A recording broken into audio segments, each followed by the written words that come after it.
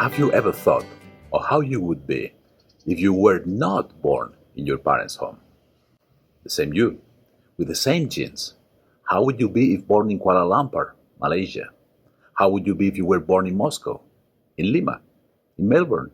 How would you be if you were born with your same DNA in Mogadishu? Let's go further.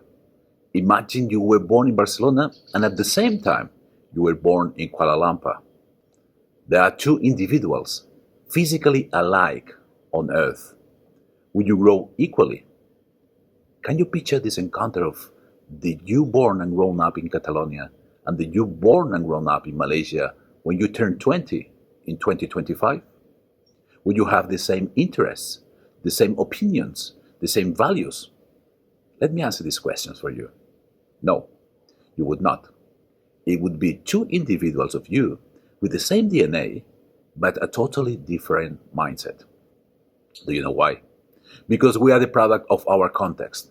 We are the result of our education, of our parents' care, of our interaction with the people we love.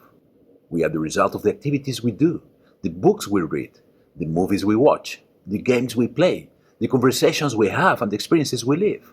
And yes, I'm afraid we are also the result of the hours spent playing video games or watching your favorite YouTube or TikTokers influencers. You are 15, a fantastic age that I am sure you are enjoying. Although it is not always that easy, is it? You have left your boyhood behind and are in transition to adulthood. Are you aware that you are experiencing the clash of two tectonic plates? The clash of the two plates results in an explosion of every dimension of you, from the physical dimension to your state of mind. You feel you are old and experienced enough to take your own decisions, to defend your very own opinions. And this is good. On other occasions, you still feel very attached to your parents and need the security of having them close to you. And this is good too. While you grow in autonomy, be smart enough to let yourself be helped and counseled by those elders that love you, that have a life experience from which you can learn, and most importantly, want the best of you for you. These are not only your parents, but also your grandparents, aunts, uncles, brothers and sisters, and your teachers at school. Let me tell you a story. In 1987, an American billionaire built Biosphere 2, a science research facility located in the desert of Arizona. Biosphere 2 was originally meant to demonstrate the viability of closed ecological systems to support and maintain human life in outer space, for instance Mars. They planted different sorts of vegetables and trees, farmed animals, had people lodged there to see how they could cope with that way of living. After some time, they realized that the palm trees were growing very fast. In a very short time, those palm trees had reached their full height, and suddenly they felt over before maturity. They collapsed. Do you know why? The reason is that designers forgot to include wind in the facility. Trees need to be blown by wind that causes the roots to spread out as far as they need it and creates what is called the wood stress. When the wind compresses on one side, a signal is sent to grow more ultra-hard wood on the opposite side, the side that is bending. That is when the trees learn to respond to the threats of its environment. Those trees collapse because they never had to fight for nothing. They never had to strive for their growth. They had everything for granted. They needed the sunlight. They had it. They needed water. They had it. They needed rich soil. They had it. Nothing disturbed them. Therefore, they grew weak. Very, very, very weak. You are a palm tree. You are the palm tree that must get its full height and resist the heavy winds you will encounter in life. You must grow well rooted in the ground to avoid cracking with the first breeze that blows. When you feel disappointed because things did not go the way you wanted, because of a bad experience with a friend, or any other frustration, your character is being stressed out and creates a defense layer. Whenever you receive a no as an answer to one of your desires, whenever you you are asked to go the extra mile and work harder, whenever you are asked to limit your time allocated to social media and video games, you are being pushed to develop strong roots. And you must not get angry about this. You can believe me when I say that the easiest path for us, for the oldies, is do nothing but give you whatever you want and desire. Keep you silent with your instant gratification. And this is, trust me, the fastest and most secure path to your failure, and therefore our failure as parents, educators, and society. We cannot fail you. Since 2014, universities in the United States are finding an increasing amount of very weak trees joining their classrooms.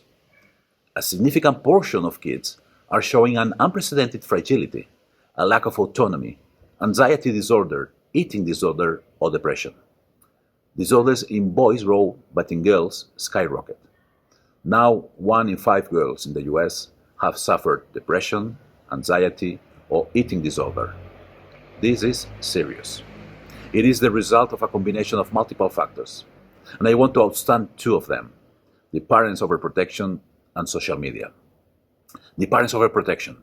Parents are guilty of trying to take the stress, risk, frustration, failure, or pain out of your lives. And this is a mistake. Think about the stress wood of trees. Chronic, continuous stress is really bad for the body and the brain. But short-term stress is needed. The short-term stress you feel during your exams week is good for your growth. Doses of frustration and failure are positive. Like the palm tree, some wind from time to time is good to strengthen your stem and expand your roots. It prepares you for your next challenge. Do not fear challenges. Be brave. Do not fear short-term stress or risk of failure. The worst you can do in front of a challenge in between you and your objective is to run away. Face it. Try. Always try, no matter how difficult you find it up front. Because only by trying, you start sizing it and being aware of the resources you need. You get a better assessment of the real implications of that challenge and are much better prepared to work on it. You would be surprised on how small big challenges become after having started to work on them. They tend to be much bigger from the outside than from the inside. And eventually you will fail. Of course you will fail. Failure is a totally admissible option when you have tried your best. And when failure arrives, you must recall the wise man's words: I never lose. I either win or learn. I never lose. I either win or learn. Now, let me talk about one of the topics I am most concerned about in your personality growth. This is the impact of social media. You were born in 2005. When you were born, internet was a reality, but not today's reality. The smartphone was launched in 2007.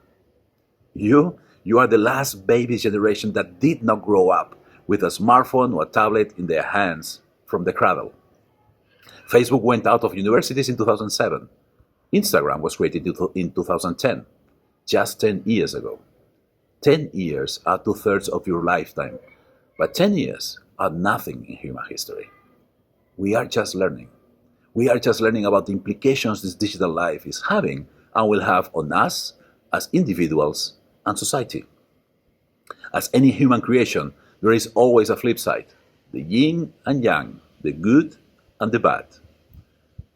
On an individual scale, social media has a massive influence on us. It has many positive aspects, of course it has. It is a new means of knowledge exchange, connection of people and self-expression. But we must be aware of the effect it has on the way we all connect with each other. The communication behind a screen is far from being the same as in face-to-face. We feel safer, protected in the distance of space and time. Less exposed, we turn off many of the filters we have in the face-to-face communication. We feel braver and get into the risk of forgetting the social etiquette, and eventually we can behave badly. It can also have a very serious effect. This is the erosion of the self-esteem. Social media has been linked to higher levels of loneliness, envy, anxiety, depression, narcissism, and decreased social skills. Self-esteem is precious. Self-esteem is one of the main pillars that we must constantly work during our whole life to keep strongly rooted on the ground. Take precious care of your self-esteem. Love yourself. Social apps like Instagram have proven to be one of the main influences in teenagers' anxiety episodes, eating disorder, or depression. Today, the self-esteem of many people is linked to the number of followers they have, the number of likes to their posts, or the comments they receive. Don't fall in that trap.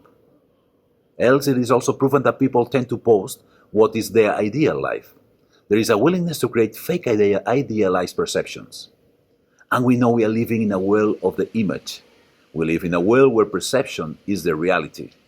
Perception is the reality.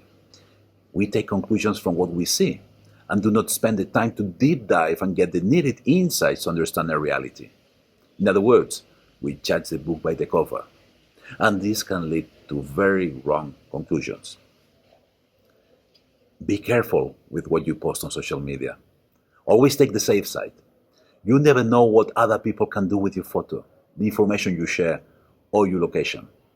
Now you're young, and you think nobody's interested in what you do. This is not true. There is always somebody interested in you. It can be today or tomorrow when you look for a university admission, a job post, or, indeed, to date with your future boyfriend or girlfriend.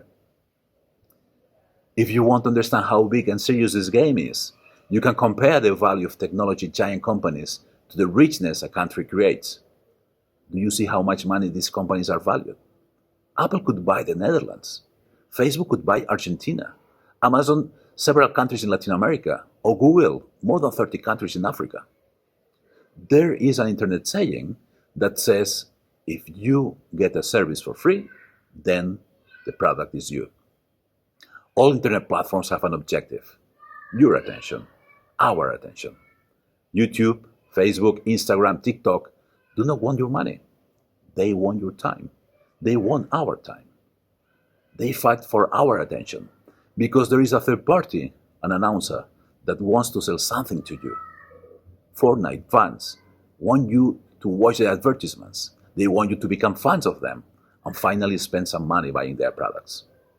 Therefore, YouTube wants you to spend hours and hours connected, collect the data traces you leave to better identify you. The better they identify you, the better they can sell you as an advertisement target for those brands. And how do they capture your attention? They promote customized content for you based on your preferences and past behavior. Therefore, they know how to best attract you and keep you engaged with the platform to spend more and more time. Think of the suggested videos and advertisements you regularly get. Do they have anything in common? Our brain is the most powerful muscle. It is extremely elastic, extremely sensitive to all sorts of inputs. If we want to have a strong muscle, we must exercise it, right? This is the true muscle to be exercised, isn't it? The brain is our central control. Before any action we take, the brain must send a signal. There is no action if there is not a command from the brain. It means that before any action, we need to have an idea. First, we picture the outcome of the action, and then we act. This is massively important. This means that we must feed and keep the hygiene of our brain properly. Since kids, we have been taught that how important healthy food is, how important it is to minimize the junk food in our diet. If the brain is our most important muscle, what do you think a good diet could be? There is a business expression that says, garbage in, garbage out, GIGO. If you put nasty elements in the system, the product you get will be nasty as well. Remember, we all are the product of what we read, what we watch, our conversations, our experiences, what we study, the music we play, the sports we practice, the people we hang out with.